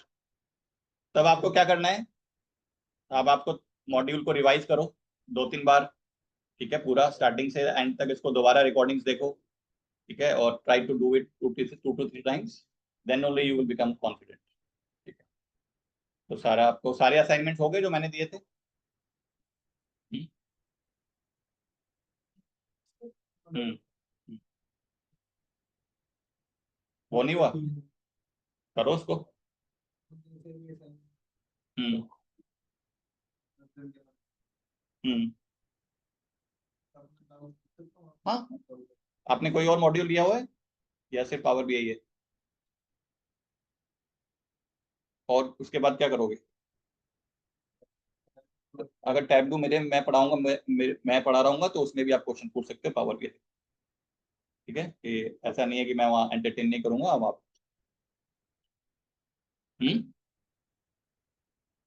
एक बार आप एडमिन से कोऑर्डिनेट कर लो कब उनका प्लान है। आई थिंक कल वो एक नया बैच स्टार्ट कर रहे हैं पावर बीआई का, तो टैब 2 मेरे ख्याल से अगले नेक्स्ट वीक, ठीक है जी। आपका क्या क्या हो गया? एक्सेल पावर बीआई हुआ है। अगर आपको देखो, टैबल्यू जो है पावर बीआई की तरह ही है, तो एक रिवीजन हो जाएगी आपकी, तो टैबल्यू कर लो, ठीक है। टैबल्यू जब कंप्लीट हो जाएगा फिर एसक्यूएल करना। तो टैबल्यू करो, तो आपकी टैबल्यू एक और रिवीजन हो जाएगा, क्योंकि दोनों विजुअलाइजेशन टूल, तो अब आप एसक्यूएल करो, फिर पाइथन से पहले एसक्यूएल करो। हाँ, पाइथन में थोड़ा सा, क्योंकि दोनों ही कोडिंग है, पर एसक्यूएल पाइथन से ज्यादा आसान है। पाइथन थोड़ा ज्यादा स्ट्रिक्ट है एसक्यूएल से, तो एकदम से स्ट्रिक्ट पे जाने से अच्छा है या पहले एसक्यूएल सीखो, थोड़ा आपको ट्रांजिशन होने में टाइम मदद हेल्प हो जाएगी। एसक्यूएल का अभी तो एक चल रहा है, लेकिन 5-6 क्लास हो गई है ऑलरेडी, तो करेंगे स्टार्ट। इसमें तो 7-8 क्लास तो होगा स्टार्ट, तो जैसे ही स्लॉट खाली होता है।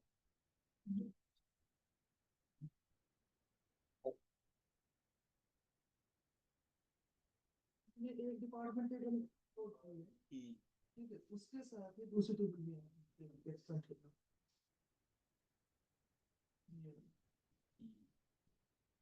उस टेबल होगी कनेक्ट लोकेशंस होगी।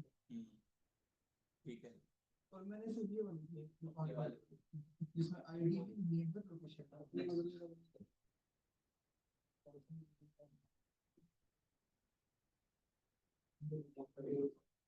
ये क्या आपका अपनी कंपनी का डेटा है क्या?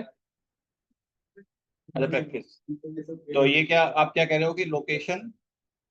मैंने डाटा लोड किया एसक्यूएल सर्वर से, और जो डेटाबेस है उसका नाम था एक्सेल एचआर, उसमें ये सारी टेबल्स अवेलेबल है। इसके अलावा मैंने डिपार्टमेंट वाले पे क्लिक किया है, ये अपने आप गेन हो गया। ये लोकेशन आईडी एम्प्लॉय लोकेशन अपने आप आ गया। हाँ, ये जो डिपार्टमेंट टेबल है ना, इसमें डिपार्टमेंट आईडी है, नेम है और लोकेशन है। और ये जो एम्प्लॉय टेबल अलग है, लोकेशन टेबल है। उसका रीजन क्या है कि एम्प्लॉय और लोकेशन के साथ उसका रिलेशनशिप बना पड़ा होगा, कनेक्टेड होंगी। हाँ, पर उस वजह से अब ये देखो, कॉलम नॉर्मल कॉलम नहीं है, इसका मतलब ये है कि किसी दूसरी टेबल से कनेक्शन है इसके अंदर, तो ये नॉर्मल कॉलम नहीं है। देख रहे हो, इसके सामने वैल्यू क्या लिखी आ रही है? टेबल वैल्यू, टेबल वैल्यू, यानी कि किसी दूसरी टेबल के अंदर इसके अंदर लिंक है। तो अगर मैं तो राइट क्लिक करके हटा दो।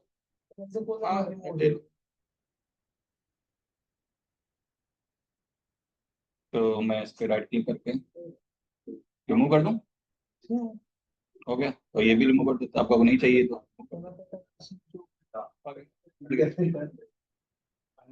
ठीक है।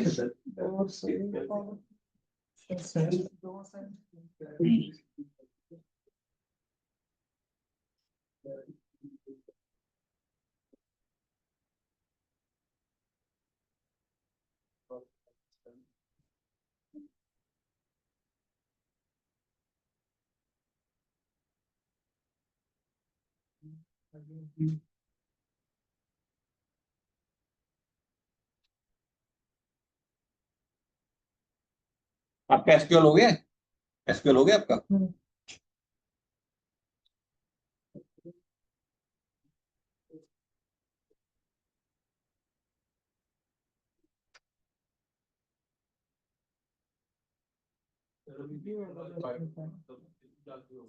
एक क्लास हुई, आ जाओ, एक ही क्लास हुई है उसका। हाँ जी, इसमें कौन सा क्वेश्चन? सारे?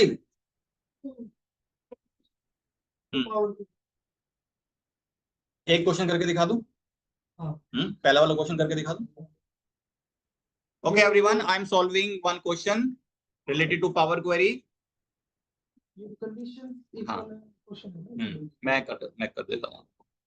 तो I'm solving one question, everyone.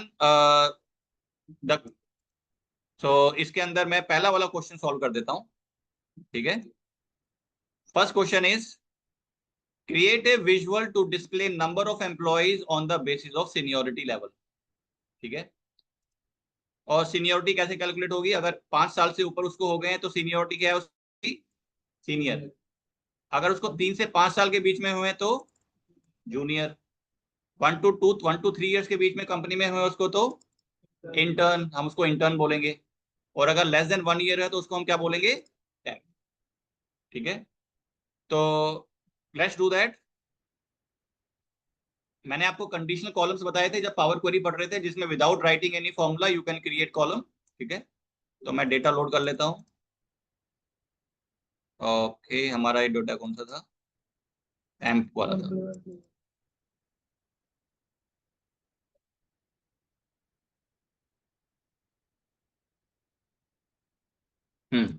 Date of joining है इसके अंदर मेरे पास। हाँ, इसको लोड कर लेते हैं। डेट ऑफ ज्वाइनिंग है इसके अंदर हमारे पास पहले। अच्छा, लोडेड है। Okay, very good. अच्छा, मैं इसको डिलीट कर देता हूँ। हाँ जी, पहले से लोडेड है और मेरे पास डेट ऑफ ज्वाइनिंग है। अब डेट ऑफ ज्वाइनिंग से पहले मुझे निकालना है कि उसको कितने कंपनी में कितने साल हो गए। ठीक है, तो कैसे निकालोगे कितने साल हो गए हैं उसको? आज की डेट से डेट ऑफ ज्वाइनिंग को माइनस कर दोगे। तो विद मैंने पावर क्वेरी में आपको डेट रिलेटेड ऑप्शंस बताए थे जो सारे काम कर देता है आपके लिए। तो मैं जाता हूँ ट्रांसफॉर्म डेटा में और मैं डेट ऑफ ज्वाइनिंग कॉलम है, तो मैंने डेट ऑफ ज्वाइनिंग पे जैसे ही क्लिक किया ऐड कॉलम के अंदर जाता हूँ क्योंकि नए कॉलम में मुझे चाहिए आउटपुट, और मेरे पास डेट का ऑप्शन हाईलाइट हो गया। डेट के अंदर जाते हैं तो डेट वाले सारे ऑप्शंस हाईलाइट हो गए। मैं जाता हूँ एज के अंदर। मैंने एज बताया था, एज क्या करता है आप इसके बारे में पढ़ भी सकते हो। Create a new column that contains the duration between the current local time and the values in the selected column। मतलब आज की डेट को यूज करके जो वैल्यू आपके सिलेक्टेड कॉलम के अंदर है उसको वो ड्यूरेशन निकाल देगा, मतलब सब्ट्रैक्ट कर देगा। ठीक है, तो मैं एज को ऑप्शन को चूज करता हूँ। एज ऑप्शन चूज करते ही मेरे पास एक नया कॉलम ऐड हो गया एज नाम से। ठीक है, लेकिन ये सारी वैल्यूज किस में है? डेज में। तो मुझे जैसे ही मैंने ये किया तो मेरे पास एक और ऑप्शन हाईलाइट हो गया जिसका नाम है ड्यूरेशन। अब मुझे आंसर किस में चाहिए? डेज में चाहिए, आवर्स में चाहिए, मुझे चाहिए टोटल ईयर्स में। तो मैंने टोटल ईयर्स चूज किया तो एक नया कॉलम बन गया टोटल ईयर्स वाला। इस कॉलम को मैं डिलीट कर देता हूँ, मुझे इसकी जरूरत नहीं है। इसको डिलीट कर दिया, नया कॉलम बन गया और इसका नाम मैं कर दूंगा टेन्योर। ठीक है, तो थोड़ा वैलिडेट करो। डेट ऑफ ज्वाइनिंग कब की है? 2012 की है, 2025 चल रहा है, तो अप्रोक्सीमेटली 13 ईयर्स हो गए। ठीक है, अब टेन्योर के बेसिस पे मैं अब कंडीशनल कॉलम ऐड कर सकता हूँ। फिर से ऐड कॉलम में गया और मेरे पास एक ऑप्शन है जिसका नाम है कंडीशनल कॉलम। ये हमारा ड्रॉप डाउन करके हम इसमें नए कॉलम का नाम कर देते हैं क्या क्वेश्चन था? Seniority level. इस नए कॉलम का नाम कर देंगे seniority level. If tenure is greater then और इक्वल्स टू, क्या क्राइटेरिया था हमारा? 5, ग्रेटर देन 5। आउटपुट क्या है? Add clause if tenure is greater then, फिर क्या था? 3 था शायद ना, 3 से ऊपर वाला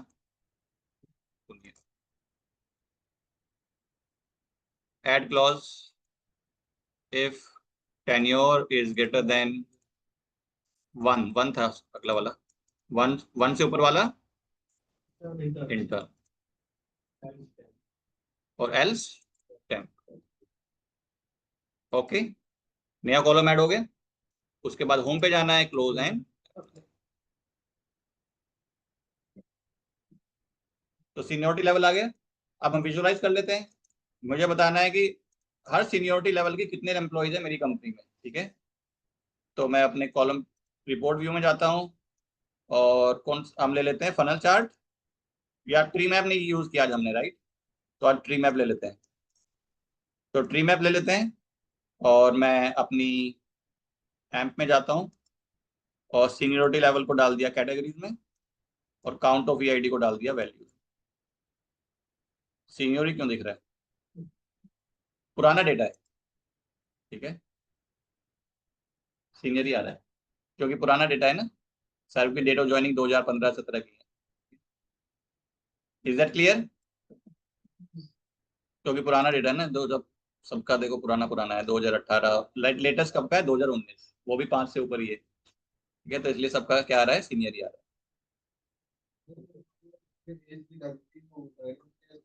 डायनेमिक, क्योंकि वो आज की डेट को यूज कर रहा है, सिस्टम डेट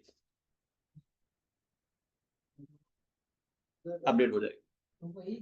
इसीलिए मान लीजिए अगर मैं 4 साल पहले इस कोर्स को पढ़ा रहा था तो उसमें सीनियर जूनियर दोनों आ रहे थे। इसका आपने ऊपर लाइन यस ठीक है सेम अगर मान लो सेल्स का भी अगर हम निकालेंगे कि करंट मतलब मंथ तक कितनी हुई है तो वो भी वही यूज करेगा जब तक आप डेटा को रिफ्रेश करना पड़ेगा। फॉर एग्जांपल कैसे रिफ्रेश करते हैं पावर बीआई की रिपोर्ट को? ऊपर एक ऑप्शन आ रहा है बटन रिफ्रेश, दिख रहा है सबको? इस रिफ्रेश बटन पे करते क्या होगा, आपका डेटा सेट से फिर से डेटा पुल होगा एक्सेल फाइल से। अगर आप एक्सेल फाइल से आपने डेटा लोड किया है तो वहां से पूरा डेटा रिफ्रेश होकर आपके पावर बीआई में आएगा, तो आपके चार्ट्स ऑटोमेटिकली अपडेट हो जाएंगे। लेकिन अगर पावर बीआई सर्विस से रिपोर्ट होती तो मैंने आपको बताया था पूरा स्टेप, नहीं मैंने आपको स्टेप्स बताए थे उस टाइम। अगर पावर बीआई सर्विस पे रिपोर्ट है तो क्या स्टेप फॉलो करोगे, पहले गेटवे इंस्टॉल करोगे, गेटवे को कॉन्फ़िगर करोगे, यूजर नेम पासवर्ड उसको ऑथेंटिकेट करोगे, फिर अपने डेटा को रिफ्रेश करोगे और लास्ट में रिपोर्ट को रिफ्रेश करोगे। हाँ, और शेड्यूल भी सिखाया था मैंने कि अगर आप रिफ्रेश बटन पे क्लिक नहीं करना चाहते तो आप शेड्यूल रिफ्रेश करो, कैलेंडर बना दो और उस टाइम पे ऑटोमेटिकली आपका रिफ्रेश हो जाएगा। हैं? एक बार कैलेंडर बनाना है आपको, टाइम टाइम सेट करना है फर्स्ट टाइम, बस अपने आप, कोई फर्स्ट टाइम की कोई जरूरत नहीं। तो आपने लॉगिन नहीं किया तो provided gateway is online, condition मैंने बताई थी, गेटवे ऑनलाइन होना चाहिए तभी डेटा रिफ्रेश होगा पावर बीआई सर्विस का। गेटवे अगर ऑफलाइन हुआ तो नहीं होगा और आपके पास एक नोटिफिकेशन आएगा आपके ईमेल आईडी पे कि we were not able to refresh the report because the gateway was offline. Yes, इसीलिए उसको मैंने बताया था गेटवे ऑनलाइन होना पड़ेगा तभी कम्युनिकेशन हो सकता है।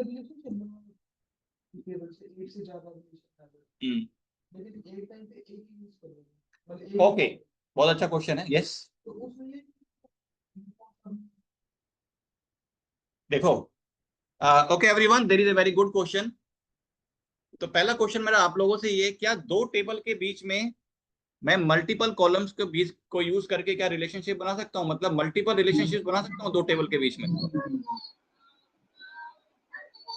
अभी जैसे मैंने यहाँ पे एक ही रिलेशनशिप है, करेक्ट, पर मान लीजिए एक, just let me okay, for example मान लीजिए M4 ट्रेनिंग टेबल में एक कॉलम और कॉमन होता, एज्यूम करो, ठीक है, तो मैं M4 ट्रेनिंग को आपस में एक और रिलेशनशिप बना सकता था दोनों टेबल के बीच में उन सेकंड कॉमन कॉलम को यूज करके, करेक्ट। तो to answer your first question, yes, two tables can be connected using multiple relationships. तो मल्टीपल रिलेशनशिप कैन एग्जिस्ट, लेकिन एक बार में एक ही रिलेशनशिप एक्टिव हो सकता है। बाकी के अगर आपने तीन रिलेशनशिप बनाए हैं दो टेबल के बीच में तो एक्टिव एक रहेगा, बाकी दो रिलेशनशिप को पावर बीआई क्या कर देगा, इनएक्टिव रिलेशनशिप कर देगा, ठीक है। तो जो भी कैलकुलेशन होगी कौन से रिलेशनशिप को यूज होगी, एक्टिव रिलेशनशिप को यूज करके होगी। लेकिन अगर आप चाहते हो इनएक्टिव रिलेशनशिप को यूज करके आपको कुछ कैलकुलेशन करनी है अपने मेजर में, तो आप उसके अंदर एक डेक्स फंक्शन यूज करोगे जिसका नाम है यूज रिलेशनशिप।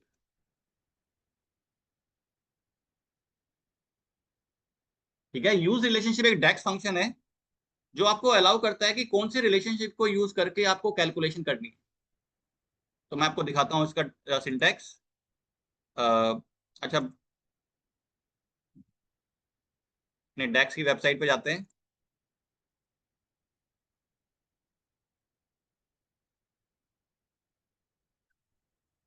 दिख रहा है यूज रिलेशनशिप, और इसके बारे में पढ़ाओ, specify the relationship to be use in a specific calculation. ठीक है, आपको रिलेशनशिप, तो इसके अंदर हमारे पास क्या उसका सिंटैक्स है, यूज रिलेशनशिप, आपको कॉलम 1 और कॉलम 2 बताना है जिसको यूज करके आपको कैलकुलेशन करनी है, और उसको बताओ, और उसके हिसाब से जो भी अब आप कैलकुलेशन करोगे, जैसे कुछ उसने कैलकुलेट में देखो, यहाँ पे इस एग्जांपल को देखो, कैलकुलेट में क्या कर रहा हूँ, सेल्स अमाउंट को टोटल कर रहा हूँ, ठीक है, लेकिन कौन सा रिलेशनशिप यूज कर रहा हूँ मैं, देखो फैक्ट इंटरनेट सेल्स और डिम कस्टमर के बीच में कस्टमर की कॉल, इस वाले रिलेशनशिप को यूज करके आप टोटल सेल्स कैलकुलेट करके, तो मैंने दोनों यूज रिलेशनशिप में मैंने इसे फिल्टर डाल दिया। याद है मैंने कैलकुलेट फंक्शन में बताया था वैसे फिल्टर डाल सकते हो कुछ भी। तो मैंने फिल्टर कंडीशन डाल दी कि टोटल सेल्स निकालनी है, लेकिन रिलेशनशिप कौन सा यूज करना है, फैक्ट इंटरनेट सेल्स और बिम कस्टमर दो टेबल है, और कस्टमर की के बीच में रिलेशनशिप को यूज करके आपको ये टोटल सेल्स निकालनी है। तो that is how you can specify the relationship as a filter condition in the calculate function. और फिल्टर कंडीशन कैसे स्पेसिफाई करोगे, कौन सा रिलेशनशिप यूज करना है, using the use relationship DAX function. Is that clear? Otherwise अगर ये use relationship नहीं करोगे तो एक्टिव रिलेशनशिप को यूज करके वो कैलकुलेशन करके देगा। तो एक्टिव वही रहेगा जो सबसे पहले रिलेशन बनाया। आप अपने हिसाब से बता सकते हो कौन सा आपको एक्टिव रखना है, वो करोगे। देखो बहुत अच्छा क्वेश्चन है। अपने हिसाब से कैसे स्पेसिफाई करोगे कौन सा एक्टिव रखना है, अदरवाइज तो रैंडमली वो कर देगा, एक को एक्टिव कर देगा बाकी को इनएक्टिव कर देगा। लेकिन आप बता भी सकते हो कि पावर बीआई को कौन सा आपको एक्टिव रखना है। कैसे? आप रिलेशनशिप पे राइट क्लिक करते हैं, प्रॉपर्टीज, और नीचे क्या ऑप्शन आ रहा है, मेक दिस रिलेशनशिप एक्टिव। इसके सामने चेक मार्क है। अगर मैं इसको अनचेक कर दूंगा तो क्या होगा, ये रिलेशनशिप इनएक्टिव हो जाएगा। देखो मैं करता हूँ, अनचेक कर दिया, और अब देखो कैसे दिखता है। इसको मैं हटाता हूँ, सेव। देख रहे हो डॉटेड लाइंस आ गई हैं। Although relationship exist but it is inactive. आप कोई कैलकुलेशन नहीं हो सकती जब तक आप उसको स्पेसिफिकली यूज रिलेशनशिप नहीं यूज करोगे फंक्शन। तो डॉटेड लाइन का मतलब है relationship is inactive right now. और फिर से अगर आपको 3 बनाए तो जिसके सामने आपको इनएक्टिव करना है चेक मार्क अनचेक कर दो, वो रिलेशनशिप इनएक्टिव हो जाएंगे। जिसको आपको एक्टिव रखना है उसके सामने चेक मार्क कर दो, जैसे मैं भी करता हूँ। राइट क्लिक किया, प्रॉपर्टीज, और यहाँ पे मैं कर देता हूँ चेक मार्क, और ये एक्टिव हो गया। Is that clear to everyone? Okay, by the way मैं आपको ये लिंक भी भेजने वाला था, मैं भूल ना जाऊं, तो इसको मैं इसको आपकी वर्ड फाइल में डाल देता हूँ। डेक्स का जो सारा आपको डेक्स फंक्शन सारे यहाँ मिल जाएंगे। This is the repository of all the DAX function. I hope it is clear. Use relationship DAX function का पर्पस क्या होता है, किस रिलेशनशिप को यूज करके आपको कैलकुलेशन करनी है वो भी आप स्पेसिफाई कर सकते हो।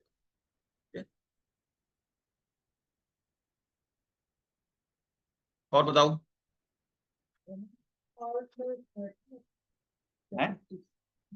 पावर बीआई में स्टैटिस्टिक्स की कोई जरूरत नहीं है। इन जनरल अगर आप डेटा साइंस सीखते हैं, मशीन लर्निंग सीखते हैं, तो उसमें स्टैटिस्टिक्स आपको आना चाहिए। स्टैटिस्टिक्स की बैकग्राउंड नॉलेज होनी चाहिए थोड़ी बहुत। पाइथन में भी हम क्योंकि अगर आपको मशीन लर्निंग में जाओगे तो वो आपसे पूछेंगे थोड़ा बहुत कि स्टैटिस्टिक्स की आपकी बेसिक नॉलेज है या नहीं है। पाइथन तक जरूरत नहीं है। Basically statistics mean, median, mode, standard deviation क्या होता है, नॉर्मल डिस्ट्रीब्यूशन क्या होता है, तो ये स्टैटिस्टिक्स की कॉमन वर्ड्स हैं। हाँ, तो स्टैंडर्ड डिविएशन क्या होता है बताओ? ठीक है, स्टैंडर्डाइजेशन क्या होता है, जी स्कोर क्या होता है ना, भूल गए होगे सब लोग। मीन के बीच, मीन मीडियन मोड के बीच में क्या डिफरेंस है, और मैक्सिमम रिपीटेड वैल्यू, तो ये सब आना चाहिए। सेंट्रल डिविएशन के बारे में पता होना चाहिए। ठीक है, फिर जी स्कोर कैसे कैलकुलेट होता है, स्टैंडर्ड डिविएशन क्या होता है, ये सब चीजें बेसिक टर्मिनोलॉजी आपको आनी चाहिए। फिर टेस्ट होते हैं अलग अलग तरीके के, टी स्क्वायर टेस्ट, ठीक है, और हाइपोथेसिस क्या होता है, जैसे आपको पता होना चाहिए कि नल हाइपोथेसिस क्या होता है, ऑल्टरनेट हाइपोथेसिस क्या होता है। ठीक है, तो ये सब टर्म्स आपको पता होनी चाहिए। ठीक, क्योंकि ये आगे जाके शायद मशीन लर्निंग में इनको यूज किया जाए। नल हाइपोथेसिस क्या होता है, ऑल्टरनेट हाइपोथेसिस क्या होता है, कुछ सुना है ये सब चीजें?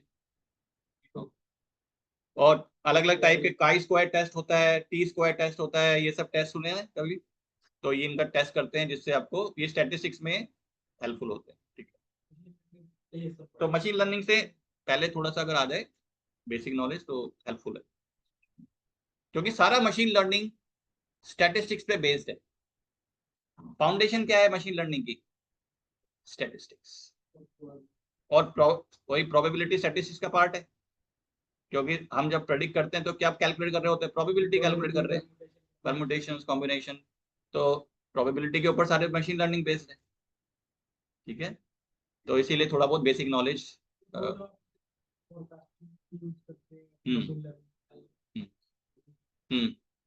वो मशीन लर्निंग के अंदर आता है, ठीक है। उनको कैसे यूज किया जाता है, वो कैसे काम करते हैं, वो सब आपको मशीन लर्निंग में पढ़ाया जाएगा,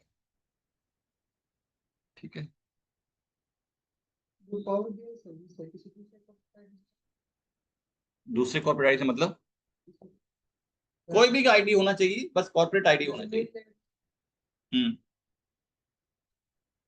है डेस्कटॉप में आईडी की जरूरत नहीं है, लेकिन जब जैसे आप पब्लिश करोगे तब आपको आईडी। डेस्कटॉप तो ओपन सोर्स नहीं बोलोगे, उसको फ्री बोलोगे। सब्सक्रिप्शन की जरूरत नहीं। ओपन सोर्स तो अलग चीज होगी कि कोड उसका विजिबल है, राइट, कोड, तो वो डिफरेंट चीज है, ठीक है जी। तो आज के लिए स्टॉप करें। Okay everyone, so with this we have completed our module Power BI, ठीक है। तो keep on practicing, keep on solving new questions to improve your understanding. Okay everyone, any final question from anybody? संतोष, तनीषा? नहीं, कल नहीं, आज last class. All good? Okay then, so thank you very much and all the best to everyone, right? हैं? एक बार आप admin से coordinate कर लेना उनका क्या प्लान है, ठीक है। तो thank you very much, all the best, bye bye, thank you very much.